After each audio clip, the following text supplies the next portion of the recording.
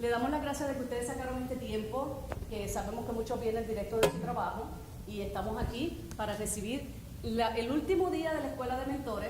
Esto ha sido un reto para todas estas personas.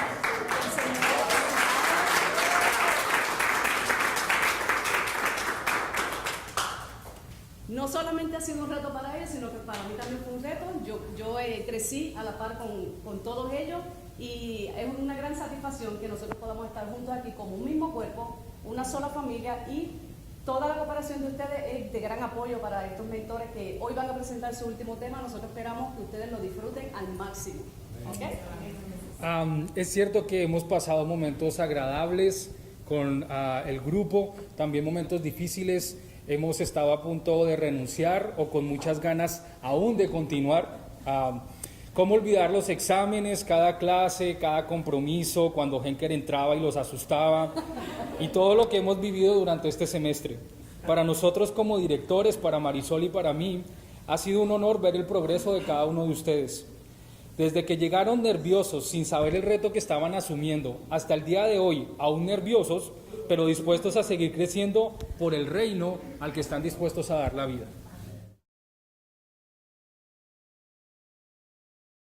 Buenas noches a todos, mi nombre es Marvin Flores y me siento bien honrado en el estar aquí presente para llevar este tema a cabo. En esta noche vengo a hablar de autoridad y me da gracia porque cuando comencé a buscar, a indagar para hacer el tema, me di cuenta que no podía hacer el tema solamente hablando de autoridad, tenía que dividirlo en dos. Y lo dividí en autoridad divina y autoridad humana. Autoridad divina, cuando uno busca la definición, aparecen cientos de definiciones, empezando como te aparece en el hebreo y siguen por ahí apareciendo. Pero lo que sí tenemos que tener, lo que sí tenemos que saber sin lugar a dudas, es que toda autoridad viene de Dios. Como sabemos, Dios es el creador del universo, Él tiene soberanía sobre todo el mundo. Desde el principio, si nos damos cuenta desde Génesis, vemos que Dios quiso tener un trato con uno cerrado, de tú a tú. Él siempre quiso tener una buena comunicación. Ahora bien, cuando Dios decide enviar a Jesús al mundo, y viene Jesús al mundo, que empieza su ministerio, nos damos cuenta que Él comienza haciendo milagros. En todo su ministerio se dedica a hacer uno que otro milagro. Por ejemplo, en Mateo 9:1-8 nos dice: Jesús subió a la barca y de regreso al otro lado del lago, a su propia ciudad, uno de los hombres le llevaron a un paralítico en una camilla. Al ver la fe de ellos, Jesús le dijo al paralítico: ánimo, hijo mío, tus pecados son perdonados. Entonces, algunos de los maestros de la ley religiosa decían en su interior: es una blasfema, ¿acaso se cree este hijo de Dios? Jesús sabía lo que ellos estaban pensando, así que les preguntó: ¿por qué tienen pensamientos tan malvados en el corazón? ¿Qué es más fácil decir? ¿Tus pecados son perdonados? O ponte de pie y camina. Así que les demostraré que el Hijo del Hombre tiene autoridad en la tierra para perdonar pecados. Entonces Jesús miró al paralítico y le dijo: ponte de pie, toma tu camilla y vete a tu casa. El hombre se levantó de un salto y se fue a su casa.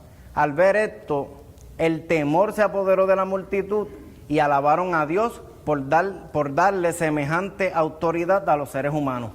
Vemos aquí que las personas creían que Jesús era una persona más, un ser humano más, un profeta más, pero nosotros que estamos estudiando la palabra, que estudiamos la palabra, sabemos que era hijo de Dios, que la misma autoridad que tenía Dios, la tenía Jesús en la tierra. Hermanos, aquí vemos que todos ellos quedaban sorprendidos, incluyendo a los sabios, a los maestros de la ley. Por ejemplo, cuando yo estaba muerto en mis delitos y pecados, recuerdo siempre que me pasó lo mismo que al paralítico. Dios me buscó, Dios me tocó, perdonó mis pecados y ahora, gracias a Dios, gozo de vida eterna. Entonces, ahí vemos que pasa lo mismo que pasaba con los fariseos y con la gente que quedaban impactada con los milagros que hacía Jesús. se preguntan y empiezan a decir, ¿eso que le pasó a ese muchacho será verdad? ¿Cuánto durará? Eso es lo que va a pasar. Nadie sabe lo que va a pasar. Pero sí yo estoy seguro que cuando miro hacia atrás y veo todo lo que Dios ha hecho y sigue y seguirá haciendo en mi vida, estoy completamente confiado y seguro de que sí le sirvo a un Dios que es de toda autoridad. Tan simple como que Dios es el Dios que restauró mi pasado, organiza mi presente y sigue trabajando para mi futuro. Por eso vemos en el versículo 6 del capítulo 9 cuando Jesús le dice a los maestros de la ley, así que les demostraré que el Hijo del Hombre tiene autoridad en la tierra para perdonar los pecados. Como dato curioso, vemos que en el capítulo 9 empezando, lo primero que Jesús hace es perdonar los pecados de los enfermos. ¿Por qué? Porque para Dios lo más importante es la salvación de nuestras almas. Y así, con esto que yo he traído, logramos entender un poco de lo que significa autoridad divina. Ahora pasamos a autoridad humana. Debido a que toda autoridad viene de Dios, Él dejó un sinnúmero de instrucciones que, por ejemplo, encontramos que dice que la sumisión a las autoridades que Dios ha designado fluye de la sumisión a Dios mismo. ¿Qué significa esto? Que si nosotros no estamos sometidos con Dios, si no estamos sometidos, arraigados a su palabra, jamás, créanme que jamás vamos a poder someternos a las autoridades y patrones que Él mismo nos ha designado. Y son necesarias en las relaciones de gobierno y relaciones humanas. Si vemos en la Biblia, en Tito 3 dice, recuérdale a los creyentes que se sometan al gobierno y a sus funcionarios. Tienen que ser obedientes, siempre dispuestos a hacer lo que es bueno.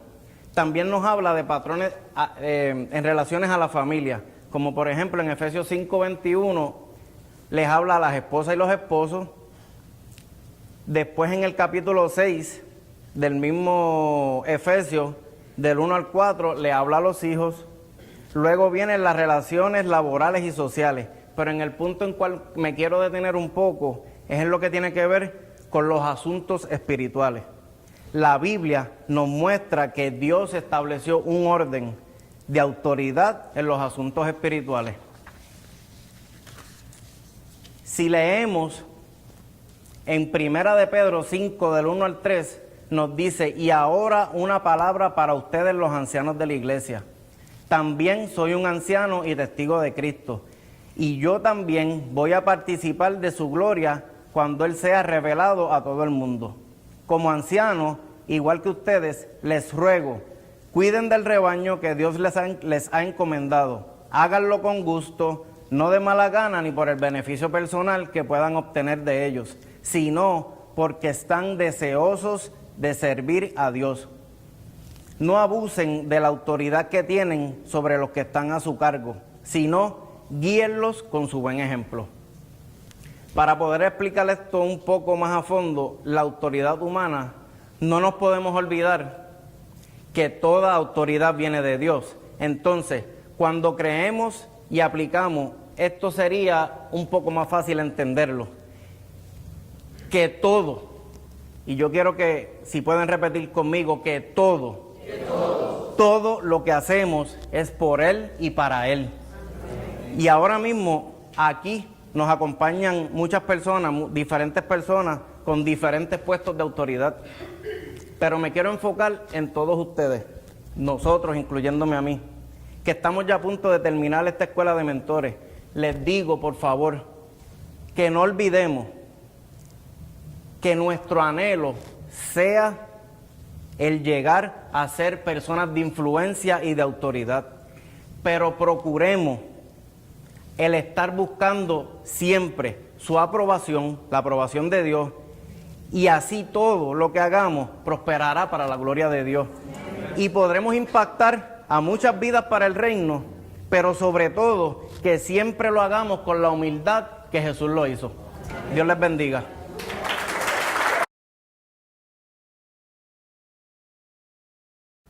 Dios les bendiga, mi nombre es Paloma Jaramillo, para los que no me conocen. Y el tema del cual me toca hablar el día de hoy es sobre las excusas.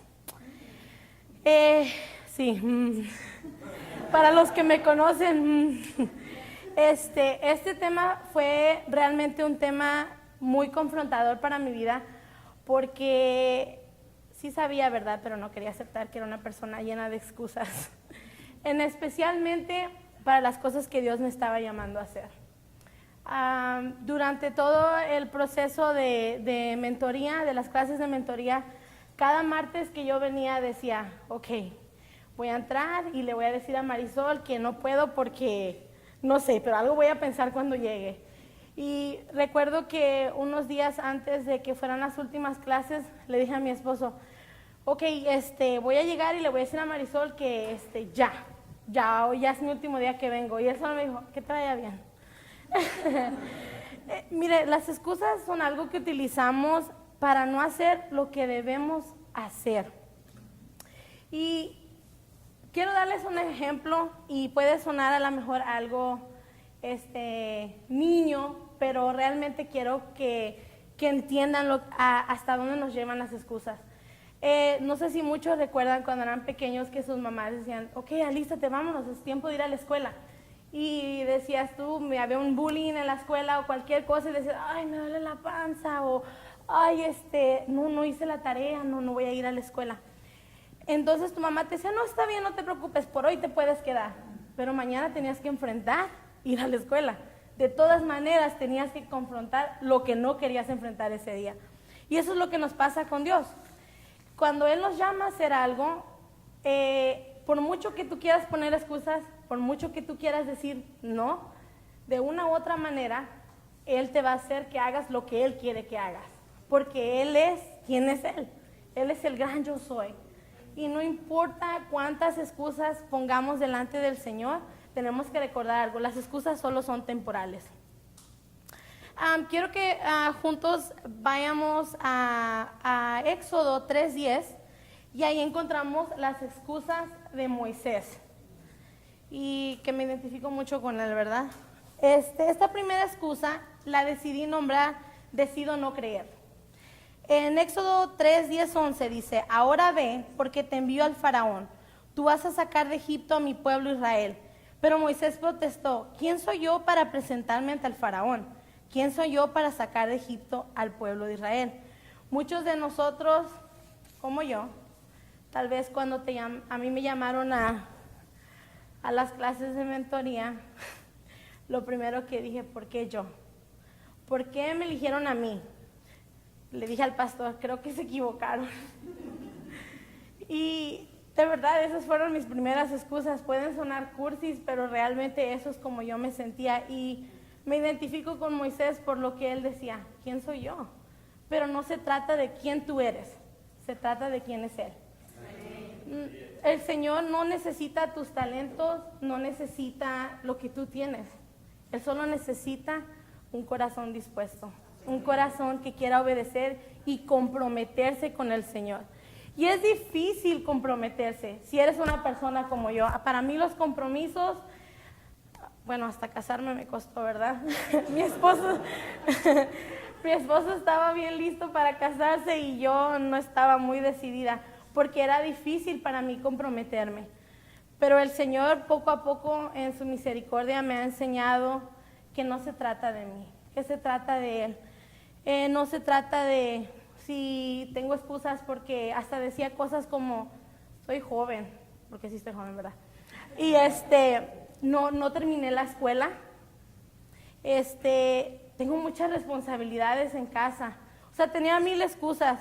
Y siempre cuando pensamos de esa manera es porque está nuestra mirada puesta en nuestras habilidades, en nuestros talentos, en lo que yo puedo hacer y no lo que Dios puede hacer a través de mí. Es necesario vivir en total dependencia de Dios. En Éxodo 3:13 y 14 vemos la excusa que yo nombré miedo y el qué dirán. ¿Cuántas veces Dios nos ha llamado a hacer algo y decimos, pero qué van a decir mis familiares? ¿O qué va a pensar mi vecino? ¿O ahora qué van a decir de mí, mi esposo, mi hijo? ¿Qué pueden pensar? Soy tan imperfecto y Dios me está llamando a hacer esto. ¿Por qué a mí? Y empezamos a lidiar tantas cosas, así como lo hizo Moisés. Aquí dice, pero Moisés volvió a protestar. Si voy a los israelitas y les digo, el Dios de sus antepasados me ha enviado a ustedes, ellos me preguntarán, ¿y cuál es el nombre de ese Dios? Entonces, ¿qué le responderé? Dios le contestó a Moisés, yo soy el que soy. Wow, qué bonito. Dile esto al pueblo de Israel, yo soy, me ha enviado a ustedes. Cuando Dios nos manda a hacer algo, en ocasiones decimos, pero si no me creen, como yo, ¿verdad? Todo esto me aplica a mí. Todas esas fueron las excusas que yo dije. Pero si dicen, pero si no me creen, pero si empiezan a indagar y ven mi pasado, y empecé a preguntarme todo esto y me di cuenta que es porque me hacía falta fe. No estaba teniendo la confianza en Él, sino en mí de nuevo. Y no importa qué tan difícil sea la situación para tu razonamiento humano, tienes que recordar que el gran yo soy es quien te ha enviado y te va a respaldar. Porque igual, te vuelvo a decir, no se trata de ti, se trata de Él. Y la tercera excusa que está en Éxodo 4, 1, 2, dice, ¿y si no? ¿Y si no me creen? ¿Y si no dicen lo que yo quiero escuchar después de que hable? O sea, somos tan fáciles para caer en ese círculo vicioso. Y de verdad son ataduras que tenemos que soltarnos. Porque el enemigo nos agarra y nos toma y te trae con la misma y la misma. Porque sea una palabra diferente, no quiere decir que no es la misma atadura. Porque dices, ¿por qué? O si no, o si tal vez. Pero estás en el mismo círculo vicioso. Y esta noche yo quiero decirte que el Señor te dice que hasta aquí con las excusas, primeramente a mi vida y después a todos ustedes, que por una razón, si Dios te quiere llevar a un nivel más alto, deja de pensar que se trata de ti. Empieza a reconocer que es Él quien te ha llamado y Él no necesita lo que tú tienes. A veces creemos que, es porque como, pues yo soy bien carismático, soy bien elocuente y X razón. Por eso el Señor me ha escogido. No te ha escogido por ninguna de las razones que tú crees, créemelo. Miren, en Éxodo 4, 1, 2 dice, sin embargo, Moisés protestó de nuevo. ¿Qué hago si no me creen o no me hacen caso? ¿Qué hago si me dicen, el Señor nunca se te apareció? Entonces el Señor le preguntó, ¿qué es lo que tienes en la mano? Una vara de pastor, contestó Moisés. Hoy te pregunto, ¿qué tienes tú para dar al Señor? ¿Qué es lo que el Señor te está pidiendo que le des? Y por una u otra razón no se lo quieres entregar. Es importante reconocer que el que nos envió es quien va a hacer la obra, no tú. Wow, sorry, me está confrontando de nuevo. Tenemos que confiar que el plan del Señor es mejor que el nuestro.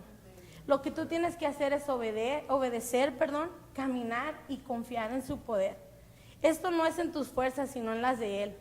En tu debilidad, Él será tu fortaleza, si se lo permites. Y en esta otra excusa que Él puso, que es tremenda, la nombré yo, no quiero, manda a otro. Perdón, créanlo que el Señor me sigue confrontando, aún aquí delante de ustedes. Ok, en Éxodo 4, 13 y 14 dice, pero Moisés suplicó de nuevo, te lo ruego, Señor, envía a cualquier otro. Entonces el Señor se enojó con Moisés y le dijo, de acuerdo. Wow, qué triste, ¿verdad? Que si el Señor te está llamando a ti, ¿por qué tienes que preferir que Dios use a alguien más? Y después, cuando el Señor está usando a la persona nueva que acaba de llegar a la iglesia, te preguntas, ¿por qué Él está ahí y yo no? Porque tú no decidiste levantarte, porque tú no tomaste las riendas de tu vida y dijiste, ¿sabes qué? Adiós al ego, adiós al orgullo, adiós al miedo. Si me toca meterme al proceso de nuevo, aunque sepa un montón de Biblia, no me importa, me someto. Bueno, les quiero dejar con este pensamiento. Las excusas nos separan del propósito de Dios en nuestras vidas.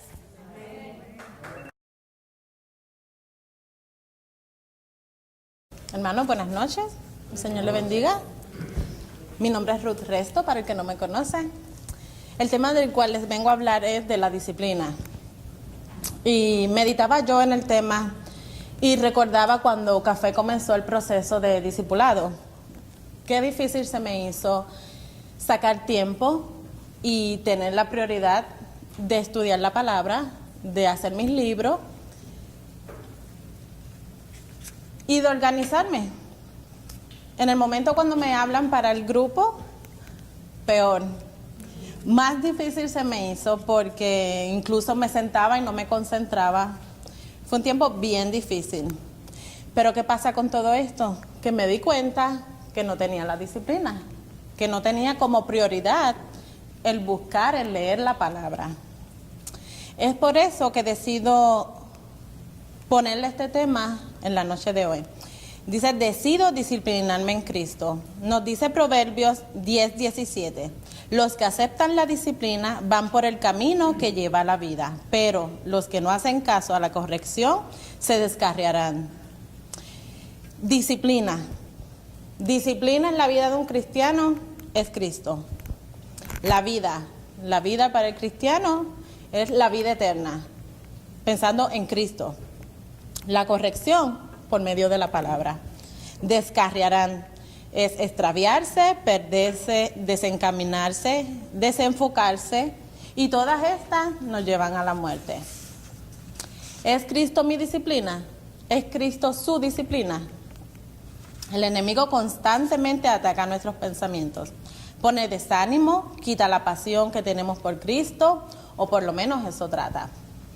Es nuestra decisión poner como prioridad la disciplina en nuestra vida, el intimidar con Dios, el cada día sacar ese tiempo y decirle, este tiempo es para leer la palabra, este tiempo es para orar. Es nuestra decisión esa prioridad.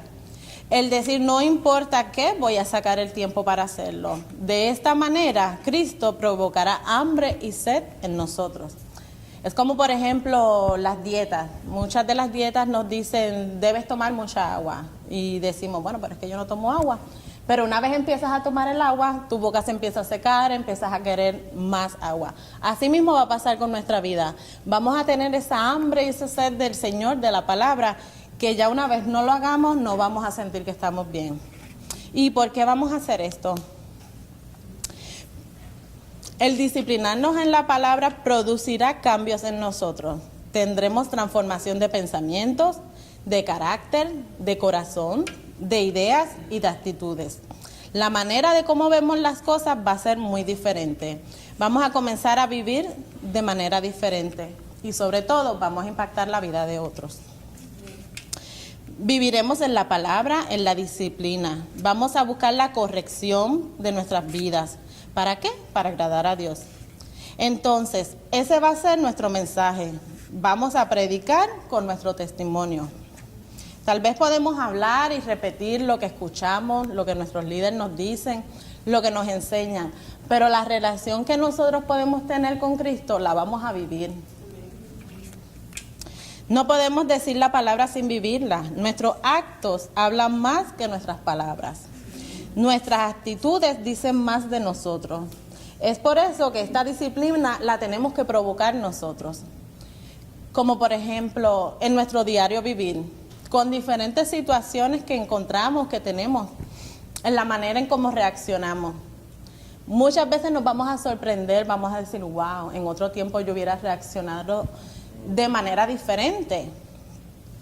Y podemos recordar aquí cómo éramos hace unos años atrás.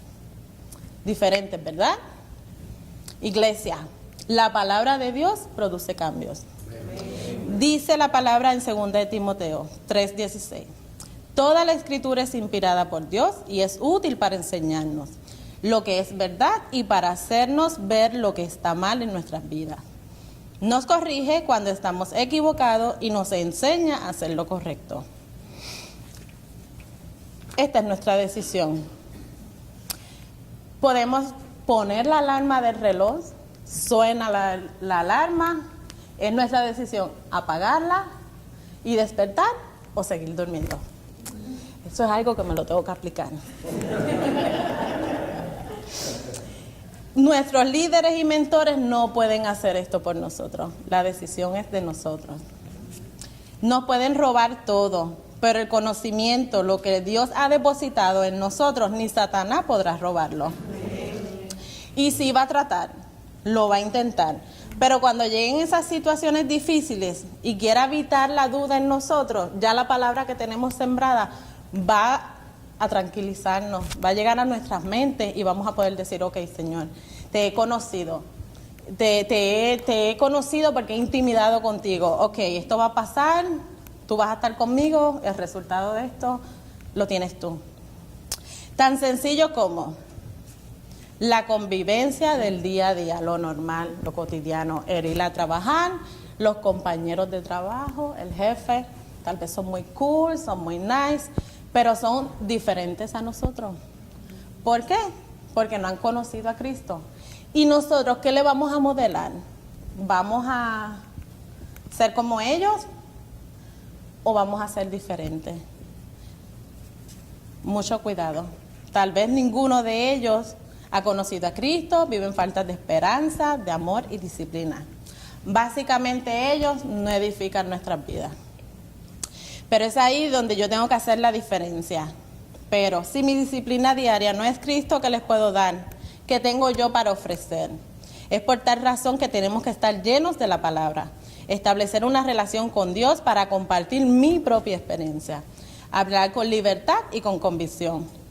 Es en ese momento donde nosotros como cristianos tenemos que estar firmes, preparados para cumplir la encomienda que nos ha sido dada. Dice la palabra en el libro de Marcos 16:15. Entonces les dijo, vayan por todo el mundo y prediquen la buena noticia.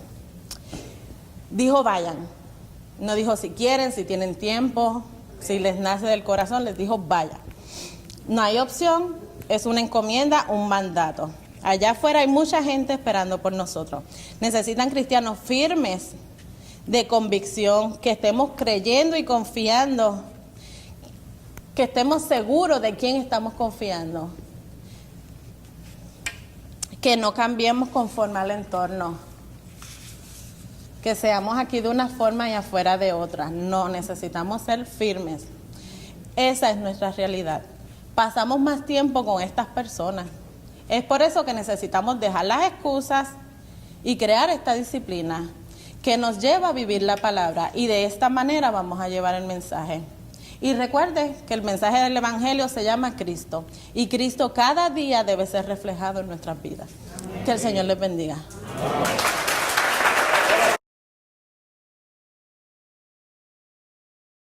Buenas noches. Para aquellos que no me conocen, soy Luis Barrios, y como ustedes habrán podido percatar, todos tenemos un tema diferente. El mío no es la excepción. Todos son difíciles de tratar, muy difíciles de tratar, pero ciertamente todas las respuestas las vamos a encontrar en la Biblia. La palabra escrita de nuestro Señor es viva, no importa dónde o cuándo la necesitemos aplicar. Es de actualidad en los tiempos en que Jesús las expresó, o en el siglo XXI. Tenemos temas y recomendaciones de toda clase, para jóvenes como para adultos. No importa tu edad, Dios desea hablarte, por lo que desde la misma creación vemos cómo Dios nos dirige y desea que seamos felices. Dios no desea que el hombre estuviera solo, y crea a la mujer de la costilla del hombre. Esto lo vemos desde Génesis. El hombre aparentemente tenía todo para ser feliz, sin embargo, hacía falta algo. Alguien que poseyera la misma dignidad humana, y no podía ser más que la mujer. Al crearla, Dios trae un complemento tanto a nivel anatómico, psicológico y espiritual. Por tal motivo, la iglesia defiende el matrimonio tradicional, como todos nosotros lo conocemos. Dios, en su plan amoroso, dotó al hombre con la capacidad de amar, como lo es el amor conyugal. Este amor es tan fuerte, tan especial, que el hombre y la mujer se unen para así formar una nueva familia, continuando con el ciclo de amor y contribuyendo a la creación. De este modo, se está utilizando la jurisdicción, la autoridad, la responsabilidad que Dios y solamente Dios le ha dado al hombre. En Mateo 19 del 4 al 5, vemos cuando Jesús respondió: ¿no han leído que el Creador al principio los hizo hombre y mujer? Y el hombre dejará a su padre y a su madre, y se unirá con su mujer, y los dos serán solo una carne. No dijo: dejarás al padre y a tu padrastro, o a tu madre y tu madrastra. No, porque se necesita a un hombre y a una mujer para poder procrear. Pero al enemigo nunca le ha agradado que los seres humanos hagan las cosas de manera como Dios las ordenó. Repita conmigo: como Dios las ordenó. Y trabaja arduamente para distorsionar la forma en que algunas personas piensan, para que el pecado parezca algo natural cuando no lo es. Yo voy a repetir esto. Y el enemigo trabaja arduamente para distorsionar la forma en que algunas personas piensan, para que el pecado parezca algo natural cuando no lo es. Uno de estos temas es la homosexualidad. Difícil. Una de estas historias la vemos en Génesis 19. Vemos envuelto a Lot, 2 ángeles y la destrucción de un pueblo, el pueblo de Sodoma y Gomorra. Vamos a ver esto con más detenimiento. Llegan 2 ángeles y los recibe e insiste y los convence. Ellos no querían, pero él insiste y los convence de que vayan a su casa. Pero antes de acostarse, todo el pueblo, todo, no dicen unos poquitos, todo el pueblo, desde el más joven hasta el más viejo, llegan a la casa de Lot, y Lot les ofrece a sus hijas, pero estos no aceptan y se meten a la fuerza a la casa de Lot para hacer de todo con esto. Pero los ángeles hirieron con una ceguera a todos. Bien difícil, ¿verdad? La historia es un poquito más abarcadora. De hecho, a Lot no dice específicamente qué le pasó, pero sí lo maltrataron y los ángeles tiraron la mano y lo metieron, etc. Podemos ir en un momento en el futuro y pueden revisar bien estos detalles.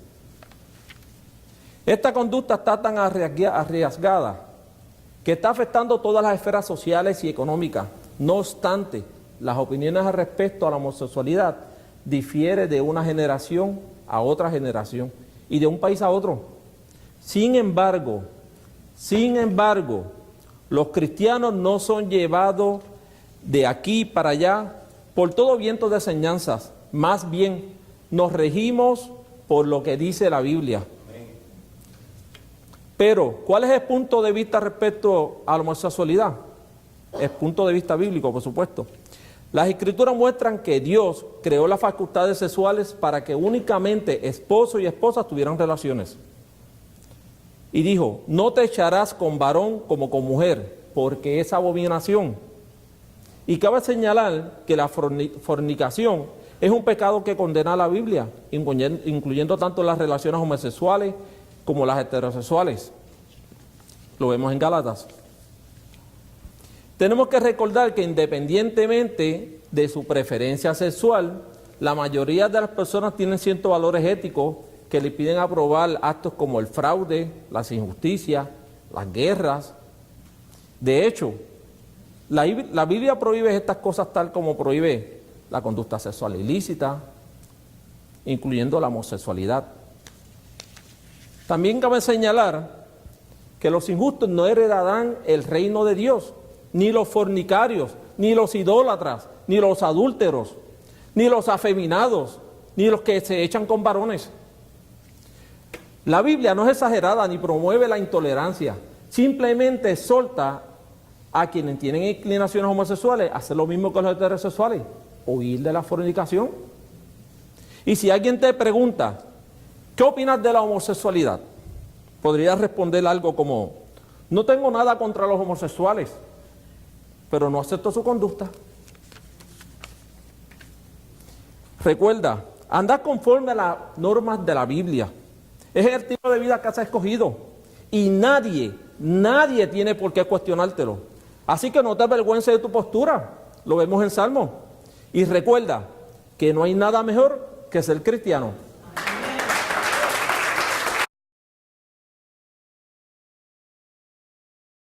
Dios les bendiga, buenas noches. Mi nombre es Jorge Colón, para los que no me conocen. El tema que le traigo hoy es persecución. Perdón. ¿La cambió? Sí. Oh. Siempre que quede grabado. Definición de persecución: seguimiento, acoso y o maltrato a los miembros de un grupo, ya sea social, político o religioso. La persecución procura intimidar, castigar e incluso hasta matar. Introducción del tema. Tipos de persecución que el cristiano atraviesa en nuestros tiempos. La Biblia nos relata de un sinnúmero de hijos de Dios que han sufrido persecución, pero nunca el Señor los ha abandonado. Nosotros también sufriremos de la misma manera. Circunstancias adversas y conflictos que pondrían a prueba nuestra fe. En estos tiempos podemos ver que el cristiano atraviesa diferentes tipos de pruebas que lo llevan a tomar decisiones, ya sean para mejorar o para empeorar. Incluso podemos ver cómo el gobierno y sus seguidores están llevando a las familias cristianas y no cristianas a la separación, a la persecución y al abandono. Como ustedes saben, hemos visto en estos últimos días en las noticias tan abarrotadas de cómo el gobierno ahora mismo está llevando una persecución interna hacia las familias cristianas y no cristianas. Y díseles en cuenta que ahora mismo más de 10.000 niños están ahora mismo bajo la autoridad del gobierno, porque sus padres, sus hermanos, sus familias ya no están. Entonces, ¿qué podemos ver? En nuestro día podemos ver que una vez que decidimos cambiar nuestro estilo de vida, poniendo a Dios primero por delante, sobre todo, comenzamos a ver una serie de opciones que el mundo nos atrae para desenfocarnos de la verdad. ¿Cuáles son esas opciones, oposiciones y acoso? La familia y amistades. Wow. Hay familias que no entienden el porqué de nuestro nuevo cambio de vida y nos juzgan. ¿Cómo nos juzgan? Cuando empezamos a llevar tiempo en la iglesia. Oh, pero ya te vas a meter todo el día en la iglesia, ya no vas a estar con nosotros. Acuérdense que cuando en un matrimonio, por ejemplo, un hombre se casa con una mujer que no es cristiana, una mujer con un hombre que no es cristiano, hay un conflicto matrimonial, que eso trae un tipo de persecución a la familia. Entonces podemos ver que cuando empezamos a diezmar, pero entonces ya tú no vas a dar dinero aquí en la casa, te lo va a dar toda la iglesia, ¿y nosotros qué? ¿Nuestros hijos qué? Entonces pega un tipo de acoso, un tipo de que lleva de oposiciones, porque son oposiciones. Entonces cuando queremos ir a un retiro para edificarnos, para estar con Dios, para estar buscando la presencia de Dios, ahí es donde pegan también. Entonces pues viene el momento. Entonces cuando empezamos a trabajar en la iglesia, que queremos ayudar en la iglesia, queremos cooperar con la iglesia, es lo mismo. Entonces podemos ver que entonces ya no somos buenos, ya somos unas personas que nos tratan de hipócritas, aburridos e inconscientes. Acuérdense, porque ya no estamos en el mundo como antes y ya no somos del mundo, ya antes no hacíamos chistes como antes, ya no hacíamos nada y por eso a veces nos tratan, incluso las amistades.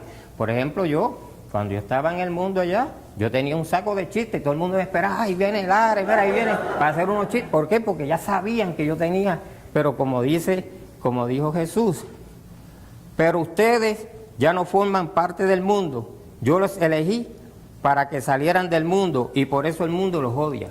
Acuérdense que cuando uno toma una decisión de cambiar, cuando uno toma una decisión de buscar los caminos de Cristo, las amistades lo primero que te dicen, chico, pero ya tú te crees ahí un pastor, ya tú te crees. Entonces ellos te quieren intimidar, te quieren acosar.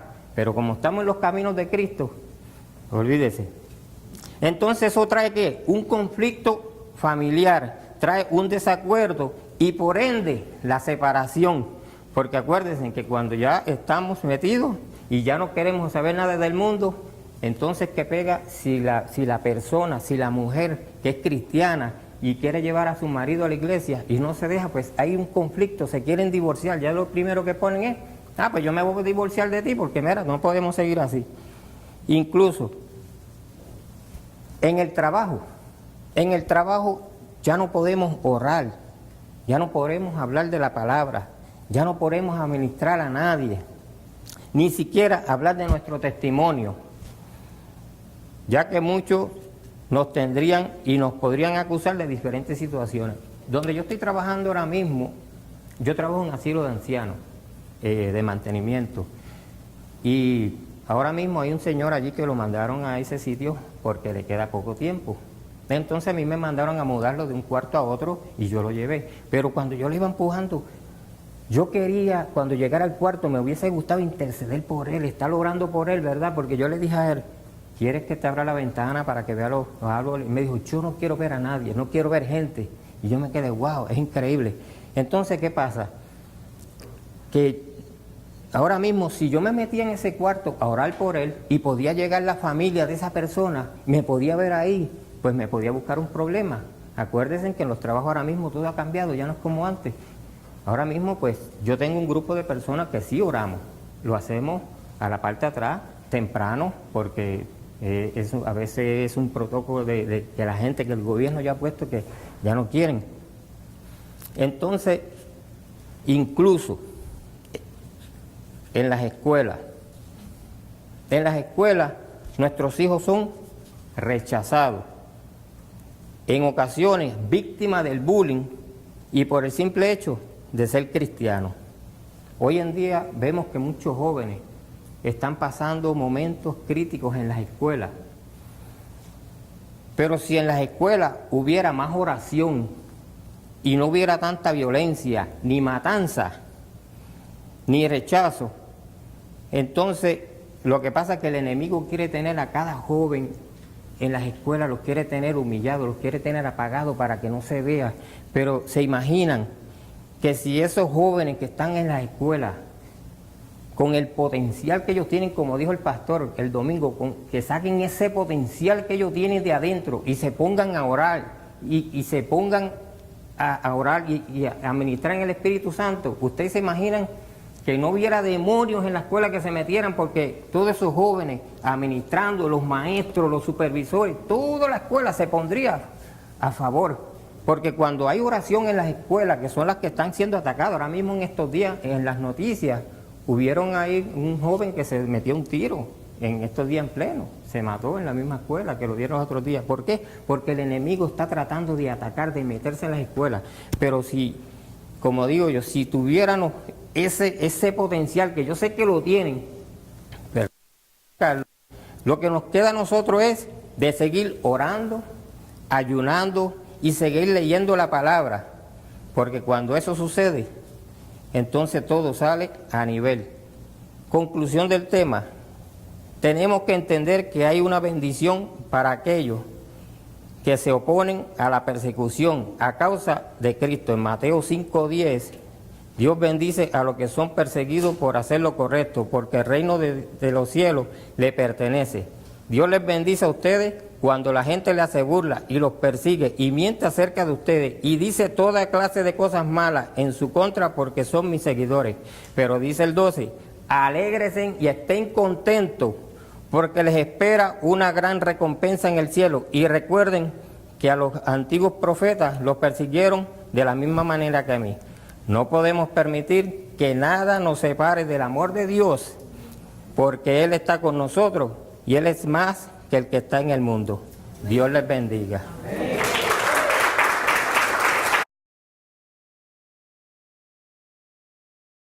Mi nombre es Cintia Meléndez, para los que no me conocen, y esta noche yo le voy a hablar de los milagros. Vamos a comenzar con la lectura bíblica Mateo 9, 20 al 22, y lee. Y he aquí una mujer que había estado sufriendo de flujo de sangre por 12 años, Se le acercó por detrás y tocó el borde de su manto, pues decía para sí, si tan solo toco su manto, sanaré. Pero Jesús, volviéndose y viéndola, dijo: hija, ten ánimo, tu fe te ha sanado. Y al instante la mujer quedó sana. Dios quiere hacer un milagro en nuestras vidas aún en estos tiempos. Él conoce tu necesidad, tu situación, y Él no te va a dejar solo en medio de tu proceso. Los tiempos cambian, las temporadas pasan, pero Él sigue siendo el alfa y el omega, el omnipotente, el omnisciente y el omnipresente. El mismo Dios que libró al pueblo de Israel, el mismo Dios que levantó a Lázaro de entre los muertos, es el mismo Dios que va a producir el milagro en nuestras vidas. Aún en estos tiempos, en una sociedad perdida y descarrilada, Dios sigue haciendo milagros. Vemos en esta lectura cómo la mujer hizo el encuentro intencional.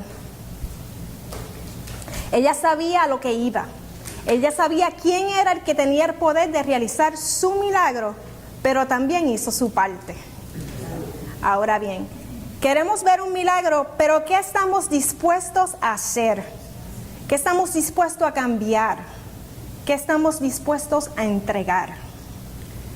Vamos a hablar de 3 cosas que podemos hacer para lograr ver ese milagro en nuestras vidas. Y el primero es orar. En 1 de Tesalonicenses 5, 16, 17 lee: estén siempre alegres, nunca dejen de orar. Para lograr vivir un milagro debemos de orar sin cesar. Muchas veces en medio de nuestro desierto, en medio de nuestro proceso, se nos hace más fácil llamar a un amigo, un familiar.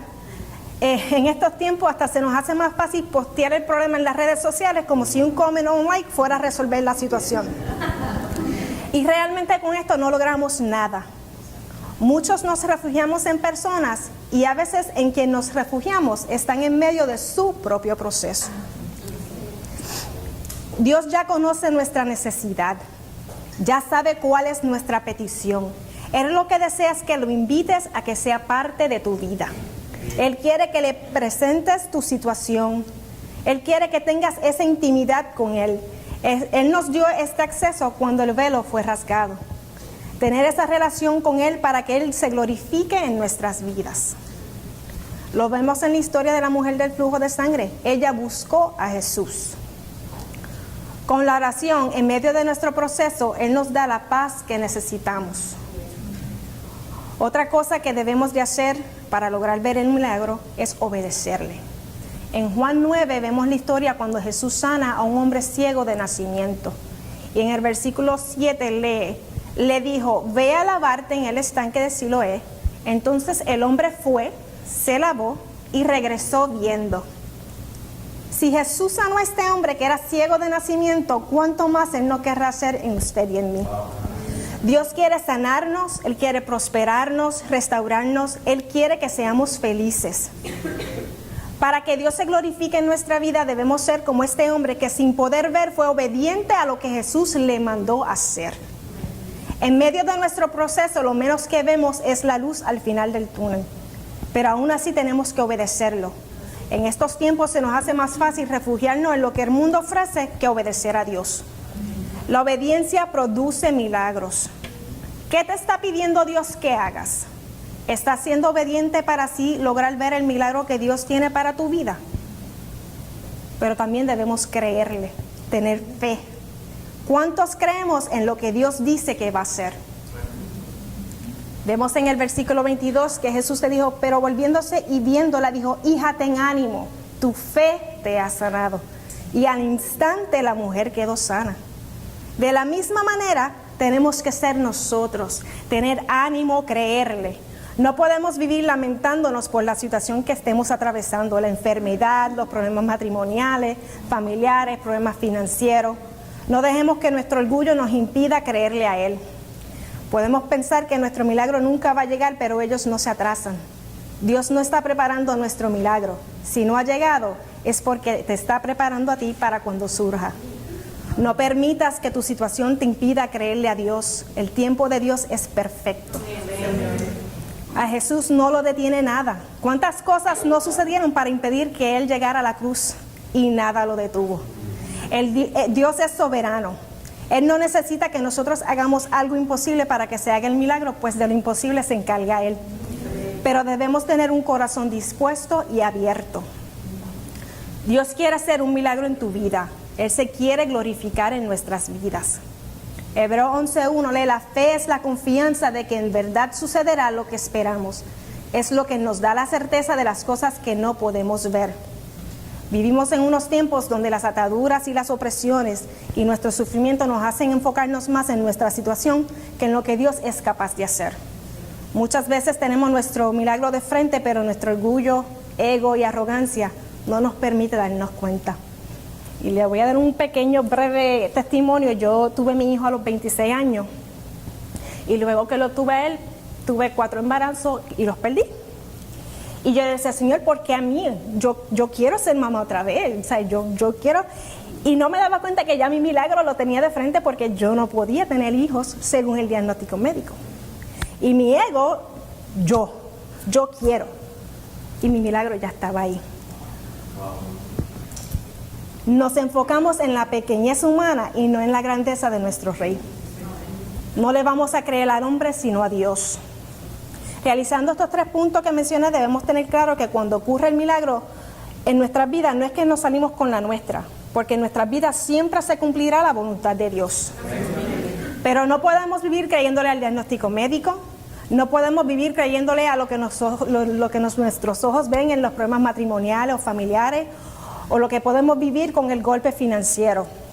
La palabra de Dios dice en Hebreos 13:8, Jesucristo es el mismo ayer, hoy y siempre. Lo que significa que el Dios que hizo milagros tanto en el Viejo Testamento como en el Nuevo Testamento, lo sigue haciendo hoy día. Dios ya tiene preparada la plataforma para tu milagro, porque a Dios nada ni nadie lo detiene. Por eso debemos hacer nuestra parte en lo natural, que es orar, obedecer y creerle, para ver cómo lo sobrenatural sucede en nuestras vidas. Dios les bendiga.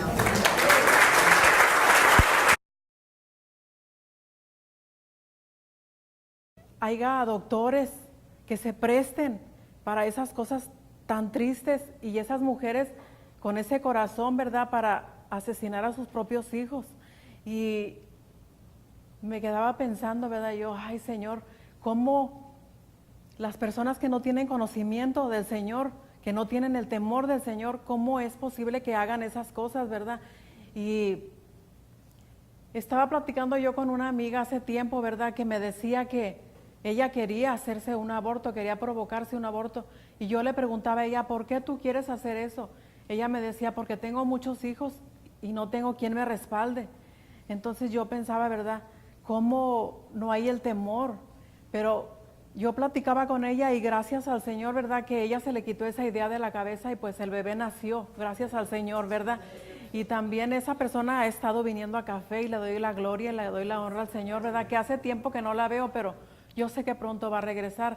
Y yo creo, ¿verdad?, que nosotros, el Señor nos ha puesto también para llevar la palabra a esas personas que no conocen, que no tienen ese temor del Señor, para que no hagan estas cosas, ¿verdad?, porque son crímenes. Y también estaba yo viendo en la televisión, creo que fue el sábado, en un noticiero, ¿verdad?, cómo estaba un doctor diciendo que ahorita en el tiempo en el que estamos viviendo hay más abortos que nacimientos de bebés. Y me ponía a pensar: ay Señor, y yo que voy a llevar este mensaje y estoy viendo esto, ¿verdad? Cómo el Señor me puso eso para que yo lo viera. Qué triste, ¿verdad?, ver cómo ahora en los países, ¿verdad?, se aceptan, en muchos países ya se aceptan, ¿verdad?, todas estas cosas. ¿Cómo puede ser, verdad?, cómo los presidentes ya han dado la autorización para que sean aceptadas en las clínicas, hay clínicas, ¿verdad?, para que se hagan esto. Y pues, ¿verdad, hermanos?, cómo no hay temor del Señor, no hay conocimiento del Señor. Y también en la mañana estaba escuchando, ¿verdad?, aquí en Café con Dios, cómo la pastora Modesta lo que decía: tenemos que tener cuidado, todas esas personas que van a votar, porque ahorita creo que está una persona, ¿verdad?, que va a ser, no sé qué va a hacer aquí en Dallas, si gobernadora o no sé qué va a hacer, pero esa mujer creo que acepta el matrimonio homosexual y acepta a las lesbianas y acepta el aborto. Y yo creo, ¿verdad, hermanos, que queda en nosotros, ¿verdad?, que tenemos que orar por toda esa gente, pedirle al Señor para que tengan el conocimiento, para que la palabra del Señor venga a sus vidas, para que el Señor mande ángeles y les hable a sus vidas, a sus corazones, para que ya no haya más manos derramadoras de sangre, ¿verdad, hermanos? Y me gustó mucho este salmo que estaba yo leyendo, donde dice, es el Salmo 139, versículo 16, y me gustó bastante porque dice, mi embrión vieron tus ojos, y en tu libro estaba escritas todas aquellas cosas que fueron luego formadas, sin faltar aún una de ellas. Cómo, ¿verdad?, el Señor nos forma paso a paso y nos hace perfectitos, y cómo la gente no entiende de que somos del Señor, creación del Señor, y que nadie tiene derecho de quitarle la vida a nadie.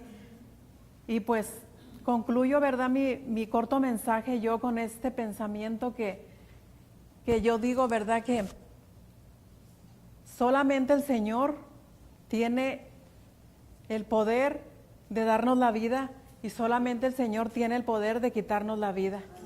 Y pues que el Señor les bendiga, ¿verdad?, en esta noche, y gracias por haberme escuchado. Buenas noches, mi nombre es Ana, para los que no me conocen. Mi tema esta noche es la vida eterna, y dentro del tema de la vida eterna deseo enfocarme en cómo vivir en paz con la certeza de una seguridad eterna. Nosotros los seres humanos tomamos y pasamos mucho de nuestro tiempo y esfuerzo preocupándonos por nuestras necesidades, pensando cómo vamos a pagar la casa el próximo mes, pensando que la factura médico llegó y yo no esperaba, yo pagué ya un copay, como dicen por ahí, ¿verdad? Y me llegó otra factura y estoy pensando, ¿cómo voy a hacer para pagar esta factura? Y pensamos en cómo vamos a pagar el auto, las finanzas, y tomamos mucho de nuestro tiempo preocupándonos por esto. Y no me tome a mal, todas estas cosas son importantes para nosotros los seres humanos, pero los que somos hijos de Dios no debemos convertirlo en una prioridad, porque estaríamos entonces afanándonos, y el afán nos lleva a la ansiedad. Y el Señor nos habla en Filipenses y nos advierte en Filipenses y dice, regocijaos en el Señor siempre. Otra vez digo, regocijaos. Vuestra gentileza sea conocida entre todos los hombres. El Señor está cerca. Por nada estéis afanosos. Si no sean conocidas vuestras peticiones delante de Dios, con toda oración y ruego, con acción de gracia. Y la paz de Dios, que sobrepasa todo entendimiento, guardará vuestros corazones y vuestros pensamientos en Cristo Jesús. La buena noticia es que Dios ya tenía un plan para nosotros. Su propósito es que vivamos confiados en Él, y la seguridad eterna que Él nos brinda gratuitamente. Y deseo mostrárselo con estos 3 puntos. Como primer punto, Jesús es la fuente de todo. En Juan 10, versículo 9 en adelante, nos tenemos una ilustración donde Jesús es el pastor y nosotros sus ovejas. Él dice que Él conoce a sus ovejas y que sus ovejas oyen su voz y le siguen, pero que ellas no siguen otra voz que no sea del Señor, porque no conocen su voz. El Señor dice ahí también, yo soy la puerta, los que entren a través de mí serán salvos. Entrarán y saldrán libremente y encontrarán buenos pastos, no simplemente pastos, buenos pastos. El propósito del ladrón es robar, matar y destruir. Pero el propósito de nuestro pastor Jesús es darnos vida plena y abundante. Él fue específico a utilizar estos adjetivos. Él primero nos dijo que vamos a comer, ¿cómo? ¿Qué pastos vamos a comer? Buenos pastos. ¿Y qué vida nos quiere dar? ¿Una vida simplemente plena y abundante? Cuando busqué en el diccionario, varios diccionarios, para buscar la palabra plena, porque suena bastante convincente, plena, y todos coincidían con una palabra, completa.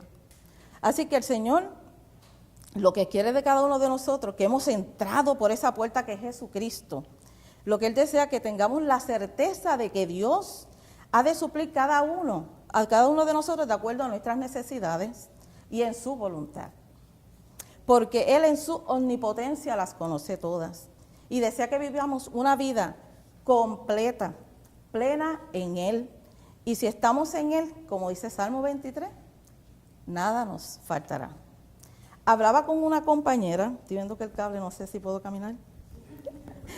Hablaba con una compañera y según el testimonio que ella he visto en la escuela, ella le sirve al Señor. Y le digo, bueno, estamos a final de clase, hoy fue el último día, ¿cómo, verdad? ¿Ya estás lista para tu próxima escuela, ya que ella se va a mover de escuela? Y dice, sí, todo bien. Te pregunto, ¿y tus nenes te los llevas de la escuela contigo o los vas a dejar con nosotros aquí? ¿Qué vas a hacer? Y entonces ella se toca aquí la espalda y me hace, de verdad que tengo una carga. Y es una persona que le sirve al Señor, que ha evangelizado. Y me dice, siento una carga porque he estado buscando y las veces que he ido a varias escuelas para que le suplan a mis hijos las necesidades de esta educación especial, lo que me prometen no me lo dan. Y yo no quiero mover a mi hijo porque es una responsabilidad que siento fuerte en mi corazón, porque yo quiero que mi hijo, ahora que es pequeño, tenga todos los servicios que él necesita. Porque si va pasando el tiempo y no se le dan los servicios, cuando sea más grande es más difícil para él. Así que ella siente una carga. Y yo le dije, oye, te pregunto, ¿y ya tú le entregaste eso al Señor? Y ella me dice, pues sí, yo he orado, pero no, tú se lo dejaste en las manos al Señor.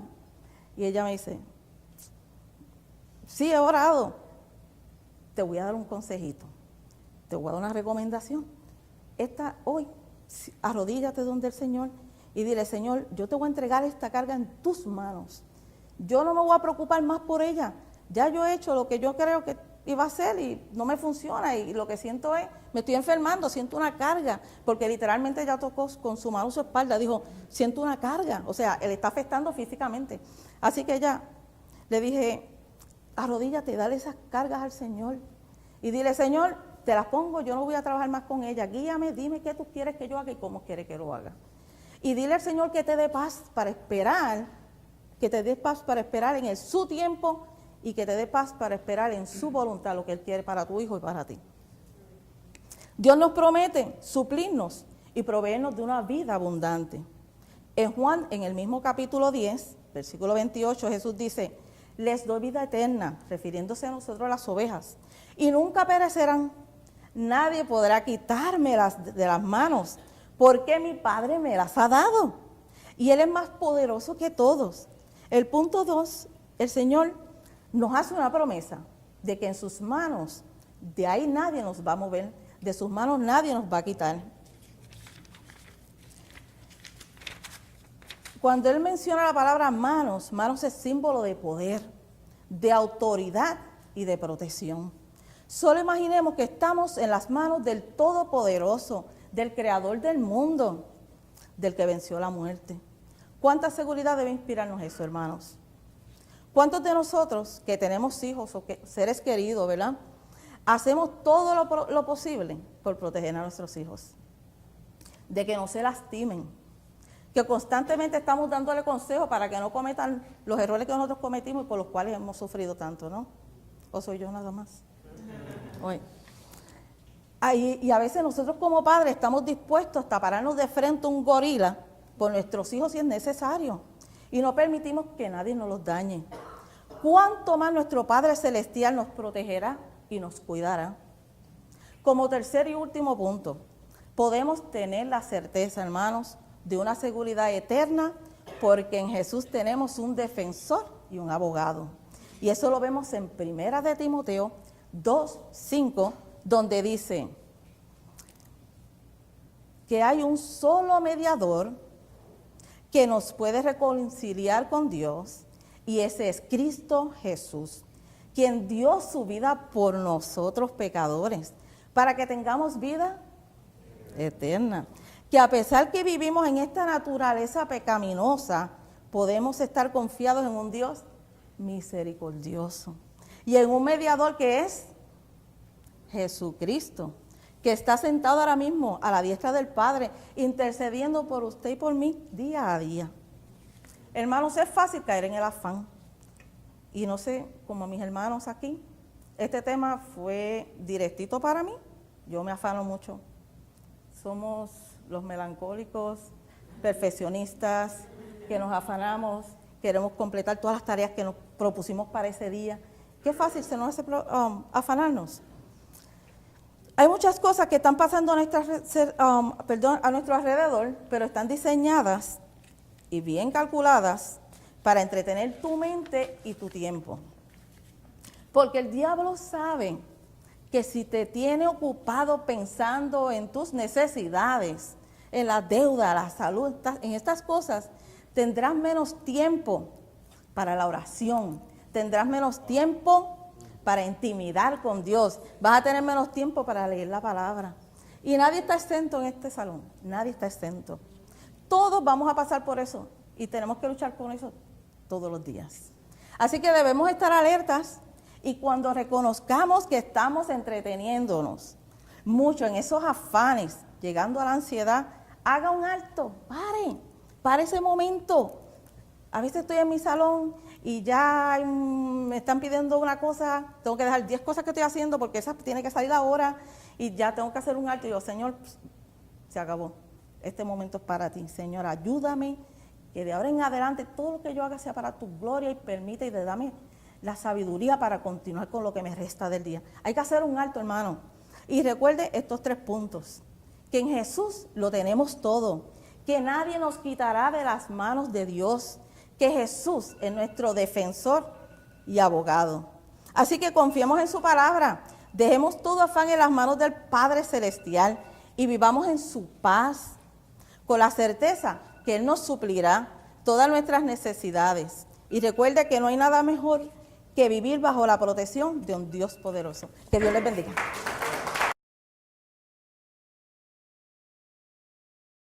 Gracias por haber venido en realidad, yo pedí permiso para venir a estar aquí porque para mí es importante este evento que tenemos. Mi nombre es Juan David Soto y le doy gracias a cada uno de ustedes que está aquí presente, ¿verdad?, para escuchar. Mi tema de hoy es autoridad y yo me quedé pensando por qué me darían un tema que otro hermano ya trae. O sea, yo pensé, es un error o algo, pero realmente yo no creo en las casualidades, porque el Espíritu Santo se manifiesta mediante cada cosa que pasa en nosotros. Si Él dio una parte de autoridad, quizás yo pueda terminar. Entonces, mi tema es la autoridad en obediencia. La autoridad es el concepto de poder que corresponde.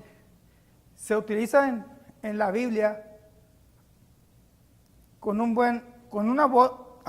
buena dosis de elasticidad.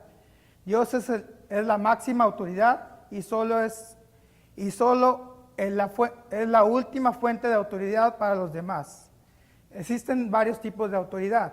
Podemos ver la autoridad formal, moral, tradicional, autoritaria, democrática e inconsistente.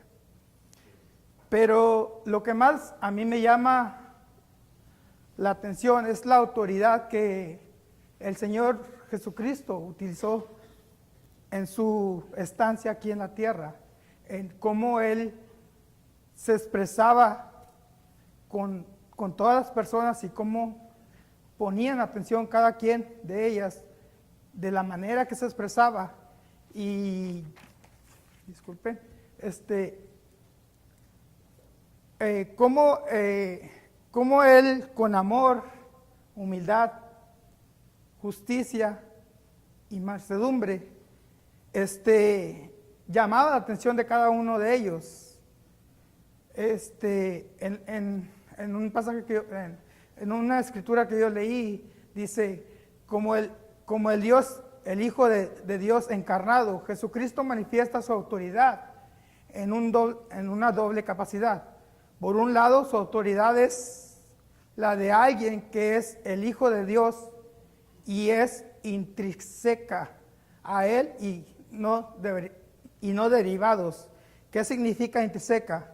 Intrínseca es el propósito de las cosas que se expresan y no dependen de las circunstancias. En otras palabras, Él hace lo que le da la gana.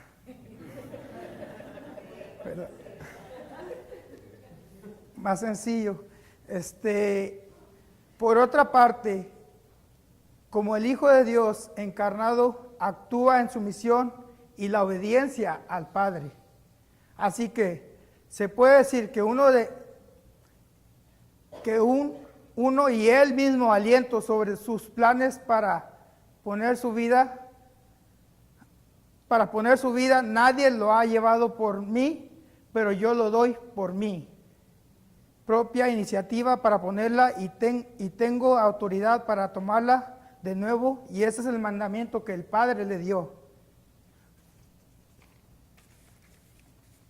En Juan 10:18 la palabra dice: nadie puede quitarme la vida sino que yo la entrego voluntariamente en sacrificio, pues tengo autoridad para entregarla cuando quiero y también para volverla a tomarla. Esto es lo que ordenó mi Padre. Por supuesto, cuando la gente oía estas palabras, ellos pensaban que estaba loco, porque decían, ¿cómo él está diciendo que es hijo de Dios, verdad? Pensaban que se engrandecía a sí mismo, pero Jesucristo sabía muy bien de lo que estaba hablando. Jesucristo sabía que Él era el Hijo de Dios. Y podemos ver en varios pasajes bíblicos cómo su autoridad, en Marcos 1 del 21 al 27, podemos ver cómo Jesús echó demonios de los cuerpos de los hombres, cómo se acercaban y los mismos demonios tenían temor hacia Él al simplemente estar en su presencia. Ellos lo miraban y decían, ¿qué haces aquí? Él los echaba inmediatamente y corrían. Pero podemos ver cómo aquí en la humanidad no tenemos tanto ese temor que tienen los mismos demonios, siendo que nosotros somos creación de Él. ¿Cómo podemos no temerle a alguien tan grande que los mismos demonios le están temiendo? ¿Verdad? En Lucas 8, del 24 al 25, Él también, el Señor Jesucristo, para la naturaleza, vemos cómo los discípulos se asustaron durante la tormenta que había, y Él simplemente se levantó y dijo, hey, ¿por qué me molestan? Simplemente al alzar su mano y dijo, para, las aguas se calmaron, las lluvias pararon, y Él paró todo eso. ¿Qué autoridad es esta para que Jesús la haya llevado tan alto?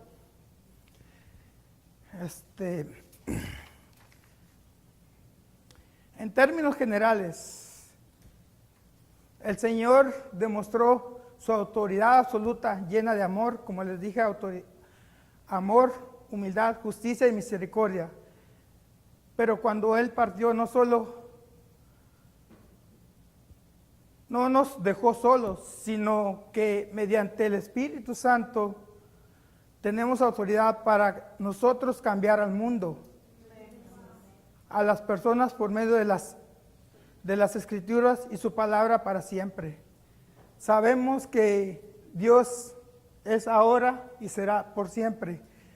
Con esto les dejo, hermanos, que Dios es único, y con su autoridad yo no creo que haya poder absoluto que pueda cambiarnos de lo que creemos ahora.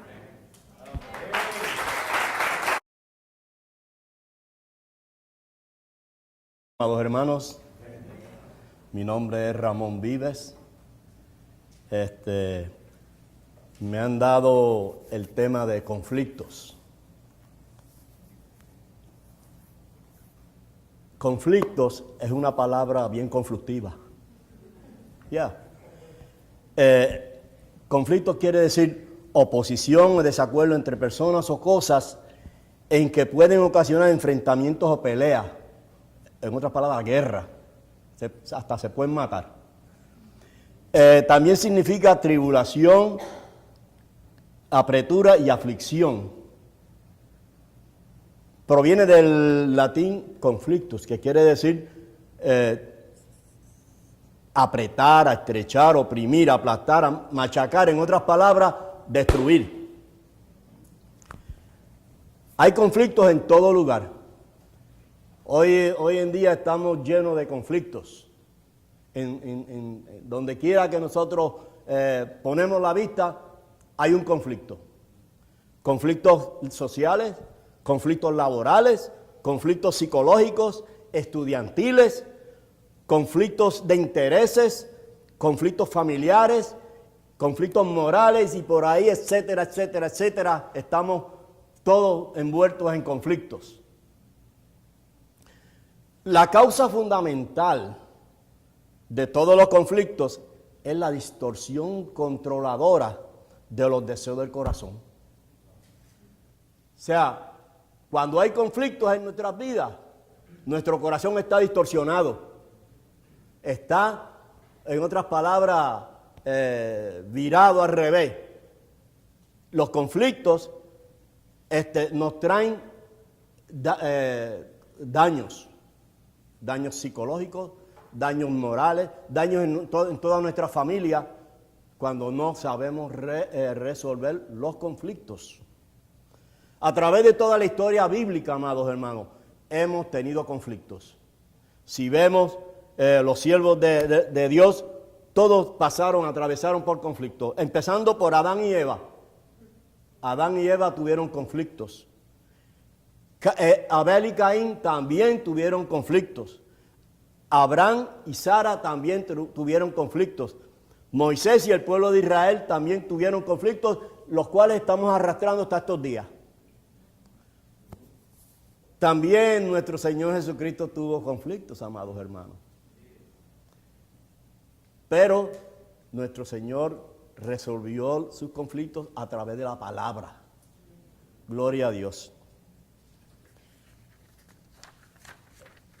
Yo hoy, en esta noche, quiero llevarlos a Santiago 4:1, del 1 al 3, que dice: ¿de dónde vienen las guerras y los pleitos entre vosotros? ¿No es de vuestras pasiones, las cuales combaten en vuestros miembros?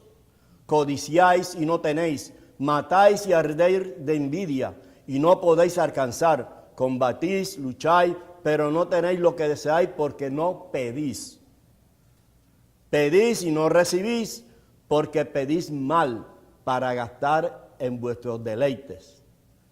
Ahora, para entender este pasaje bíblico, amado, yo quiero volver atrás al capítulo 3, versículos 14 y 17, que dice: pero si tenéis celos amargos y contención en vuestro corazón, no os jactéis ni mintáis contra la verdad, porque esta sabiduría no es la que desciende de lo alto, sino terrenal, animal, diabólica. Porque donde hay celos y contención, allí hay perturbación y toda obra perversa. Pero la sabiduría que es de lo alto es primeramente pura, después pacífica, amable, benigna, llena de misericordia y de buenos frutos, sin incertidumbres ni hipocresía. Si nos damos cuenta, amados hermanos, estos dos tipos de sabiduría son totalmente opuestos. Dios nos salvó de la forma de vida terrenal y nos trasladó al reino de su Hijo amado. Quiero enfocarme en 3 puntos en cuanto a los conflictos. Primero, que ¿a dónde nos llevan los conflictos? Primeramente, a luchar entre nosotros mismos. El primer versículo dice: ¿de dónde vienen las guerras y los pleitos de vosotros? Santiago nos enseña que la iglesia a la cual él estaba escribiendo tenía serios problemas. Unos problemas que se estaban matando unos a otros. ¿Qué es lo que pasaba en la iglesia? Estos pleitos estaban como perros y gatos dentro de la iglesia, amado. Gente convertida al Señor que alababan y glorificaban a Dios, mas sin embargo estaban viviendo en un mundo fuera de lo normal. Se estaban matando entre ellos mismos como perros y gatos. La Biblia nos enseña que esas luchas nos revela el corazón de las personas. Y quiénes realmente son el pueblo de Dios, sobre quienes la gracia de Dios se ha manifestado y quiénes son realmente convertidos al Señor. Primera de Corintios 11:19 dice: porque es preciso que entre vosotros haya disensiones, para que se hagan manifiestos entre vosotros los que son aprobados. O sea, que sí es necesario los conflictos en nuestras vidas. ¿Por qué? Porque eso nos enseña a nosotros quiénes realmente somos los convertidos al Señor. Aleluya. Santiago le atribuye la causa a sus pasiones. Dice: ¿no es de vuestras pasiones las cuales combaten vuestros miembros? Santiago le atribuye las causas a sus pasiones. En otras palabras, querían establecer sus placeres como fin y fundamento de la vida. O sea, en otras palabras, querían poner los placeres de su corazón como un fundamento para poder ellos establecer sus puntos de vista. El amor a los placeres, poner nuestra felicidad en las cosas del mundo, poner la mirada más en la tierra que en los cielos, más en el tiempo que en la eternidad, más en los hombres que en Dios, más que en la carne que en el espíritu. Si eso es lo que tenemos en nuestro corazón, pues habrá conflicto. De todas maneras, vamos a ser un pueblo conflictivo. Gloria a Dios. Dice también: codiciáis y no tenéis, matáis y ardéis de envidia y no podéis alcanzar. Cuando el corazón busca la felicidad, amado, en las cosas del mundo, tal inclinación del corazón los lleva a codiciar, envidiar a los demás. Esto nos lleva al segundo término, a depender solo de nosotros. O sea, que los conflictos, además, nos lleva a depender solo de nosotros. Dice el versículo: combatir, lucháis, pero no tenéis lo que deseáis porque no pedís. Cuando el amor a los placeres o a las cosas del mundo no es dominado por el Espíritu, eso los llevará a no solo codiciar, tener envidia de los demás, sino también nos lleva a pensar que para lograr las cosas lo podemos hacer por nosotros mismos. También nos lleva a pensar que las cosas de la vida se adquieren por el esfuerzo humano y no por el Dios. Y que no necesitamos depender de Dios. Tercer término: buscan solo a Dios por los bienes. Pedís y no recibís porque pedís mal para gastar en vuestros deleites.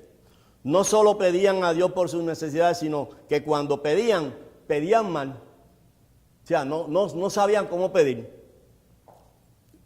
En Juan 14, 13 al 14 nos dice: y todo lo que pidieres al Padre en mi nombre, lo haré para que el Padre sea glorificado en el Hijo. Si algo pidieres en mi nombre, yo lo haré. ¿Qué nos enseña esta palabra de Santiago? Nos enseña que debemos cuidar nuestro corazón, porque si no lo cuidamos, vamos a caer en conflictos. Porque si no lo hacemos, nos producirá luchas y conflictos entre los hermanos. Nosotros no queremos conflictos entre nosotros mismos. Gloria a Dios. Y con esto termino. Primera de Corintios 1:10, del 10 al 11. Amados hermanos, les ruego por la autoridad de nuestro Señor Jesucristo que vivan en armonía los unos con los otros, que no haya divisiones en la iglesia, por el contrario, que sean todos un mismo parecer, unidos en pensamientos y propósitos. Dios me les bendiga.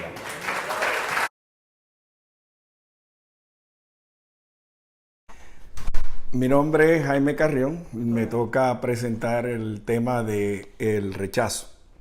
Rechazo es una resistencia que presenta un cuerpo o la fuerza ejercida por otro, obligándolo a retroceder en su curso o movimiento. Hoy día, al igual que las demás familias o en la historia, estamos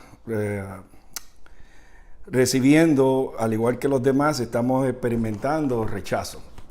Aún en la historia, nosotros mismos hemos sido rechazados, estamos siendo rechazados por diferentes razones, sea racial, sea estatus social, sea aún en la misma iglesia, aún en nuestros trabajos.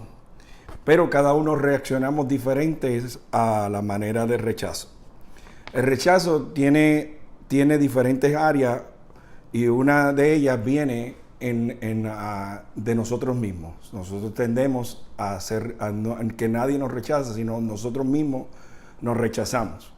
La otra área es nuestro alrededor, nuestra familia, los trabajos, en los grupos, podemos ser rechazados. El enemigo tiende a usar estas dos áreas para poder evitar que el propósito de Dios se cumpla en nuestras vidas. El ser rechazado nos afecta, nos marca, nos hace creernos incapaces de lograr cosas. Nos sentimos insuficientes al creer la mentira del diablo y crecemos con complejos. Y adivina de dónde viene eso. De aquel que ejerce la resistencia para obligarnos a retroceder en nuestro proceso. Quiero tocar dos puntos en esta tarde de cómo nosotros reaccionamos al rechazo. Podemos reaccionar de dos maneras, que la cual nos detiene y la cual nos avanza o nos impulsa. El rechazo que te detiene es aquel que por miedo a ser rechazado nos lleva a cometer errores. Hacer cosas en contra de nuestra voluntad, lo cual hacemos que cambiemos nuestra manera de pensar, nuestras convicciones. ¿Por qué? Por tratar de agradar a un familiar o tratar de entrarnos a un grupo al cual no pertenecemos, que queremos pertenecer, porque nuestra naturaleza es ser aceptados. Satanás no tiene que utilizar unas tácticas muy complicadas como el sexo, el alcohol o otras cosas que obviamente son pecados. Es simplemente el mero hecho tan sencillo que la necesidad o que tenemos la naturaleza de nosotros es ser aceptados en un grupo o un sitio. Por lo tanto, eso para poder lograrlo, pues muchas veces lo que hacemos es cambiamos quiénes somos. Entonces ya dejamos de ser quienes somos. Podemos ser rechazados aún por nuestros seres queridos e ir por nuestra vida cometiendo variedades de errores. Hay algunos de nosotros que nunca recibieron afecto de nuestros padres, que solamente lo que recibieron fue rechazo y crítica. ¿Por qué tú no eres como tu hermano? ¿Por qué no estudiaste esto? ¿Por qué no hablas como aquel? ¿Por qué no hacemos lo que hacemos? Inclusive, hablando sobre la parte de rechazo interno, yo pongo mi ejemplo. O sea, cuando yo veo a Alex, yo veo a Jonathan, veo a mi pastor predicando, yo mismo me rechazo y cancelo lo que mi esposa me decía anoche, de que Dios había depositado algo en mí y que eso necesitaba salir. Porque yo me miro y me comparo con ellos y digo, no, yo no soy igual que ellos, yo no puedo hablar que ellos. Wow, la palabra que ellos traen es wow, tremenda. Pero quiero que sepan que hoy acepté el reto. Anoche mismo acepté el reto a finalmente a declarar como lo hizo José, como lo ha hecho Jesús. Que la otra manera de reaccionar al rechazo es la que nos impulsa. Esa es la que sucedió anoche para mí. Dice, como José tenía algo claro, que sabía que era portador de promesa, que tenía un llamado, que no importaba quién o a quién tratara de oponerse, él sabía que él era escogido, él no lo detendía nada, llegaría a cumplir su propósito. Quizás muchos de nosotros no podíamos entender esto del principio en nuestras vidas, por las marcas que llevamos, pero hoy los redimidos en la sangre de Cristo, hoy podemos ver claro que somos igual que Jesús, portadores de promesa. O sea, esto es la importancia de esto es que no importa qué, no importa en qué momento nos encontremos en esta vida, no permitamos que ese rechazo, sea interno o sea el externo, nos retenga, nos aguante de lo que Dios nos ha llamado, lo que Dios ha depositado en nosotros. Nosotros a través de la vida, por muchos rechazos, sufrimientos, justicia, encarcelamientos y desacuerdos en muchas pruebas, pero hemos pasado a través de todo esto, pero al final lo que tenemos que entender es que Dios nos está preparando para ponernos a cargo de un Egipto. ¿Cuál es nuestro Egipto? No lo sabemos. Pero igual que José, que fue luego de ser rechazado, echado en un pozo, vendido como esclavo, preso, blasfemado por una mujer, olvidado en una cárcel, fue reivindicado y luego fue puesto como gobernador de Egipto. Mi pregunta es, ¿cuántos de nosotros hemos sido olvidados en un pozo por los nuestros? ¿Cuántos de nosotros hemos sido vendidos por unas monedas de plata? Al igual que Jesús fue vendido. Tenemos que entender algo, que al final José entendió y pudo, ¿sabes? Lo que lo ayudó a través de este proceso, del proceso de él, a declarar algo. Dice, en Génesis 50:20 dice, ustedes se propusieron hacerme mal, pero Dios dispuso todo para bien. Él me puso en este cargo para que yo pudiera salvar las vidas de muchas personas. Para eso es que nosotros fuimos escogidos. Para eso fue lo que fuimos llamados. Para salvar muchas vidas. Porque a la vez que nosotros entremos en el propósito de Dios y alcancemos aquello por lo cual Él nos ha llamado, nosotros no vamos a ser nosotros nada más salvos. Seremos salvos nosotros en nuestra casa y todos aquellos que estén alrededor de nosotros. Lo que importa no es el periodo de la vida que te encuentres, en las bendiciones o en las pruebas.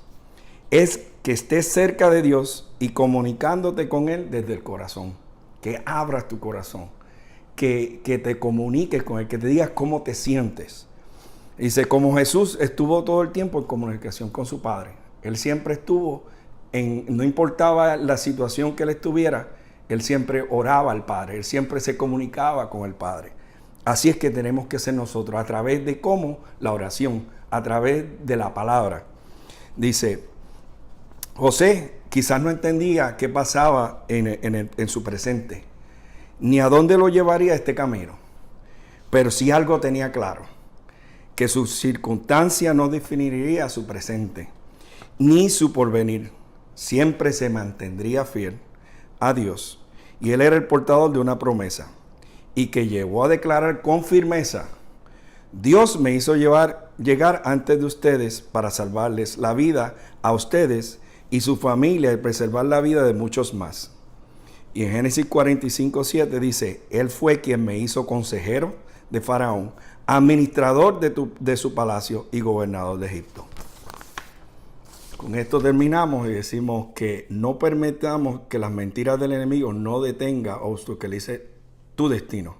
Recuerda, espera oposición, pero el rechazo. Abraza el sacrificio como lo hizo José y como lo hizo Jesús. Y después de todo esto, disfruta el reto. Dios te bendiga.